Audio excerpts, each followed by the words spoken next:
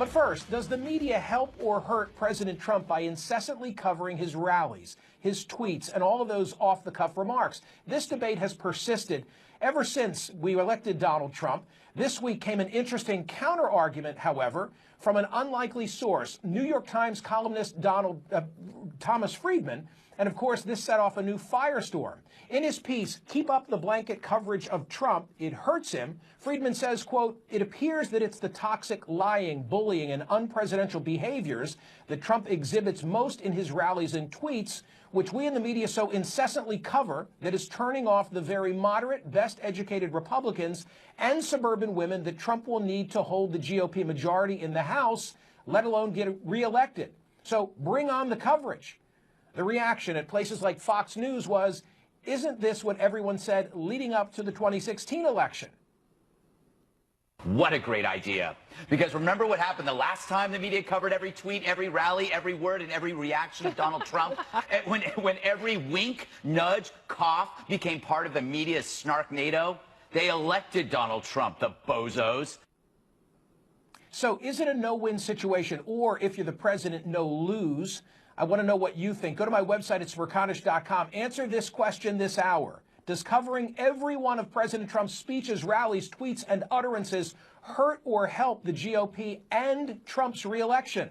Joining me now is Thomas Friedman, who besides being the New York Times columnist, also wrote the recent New York Times bestseller, Thank You for Being Late. Hey, Tom, great to have you back. I'd be remiss if I didn't say at the outset, here you are in the middle of summer, another summer of extreme weather.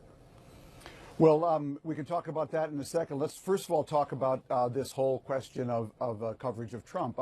I don't know who was the moron from Fox News who made that point, that how did that work in 2016? But that's the question I would ask is, how's it working in 2018? You see, what happened in 2016 was Donald Trump was running against Hillary Clinton.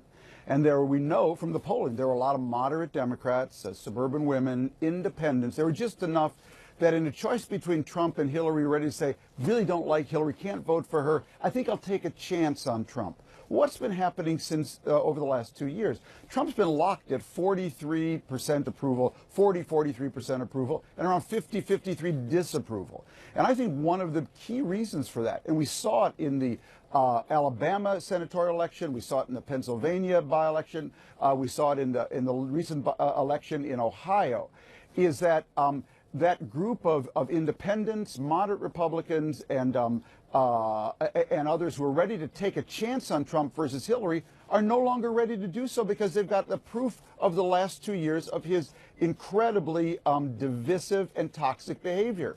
And so what do we see in Ohio? We just saw an election in a district that a Democrat has not won in over 3 decades, a district that Trump won by 11 percentage points.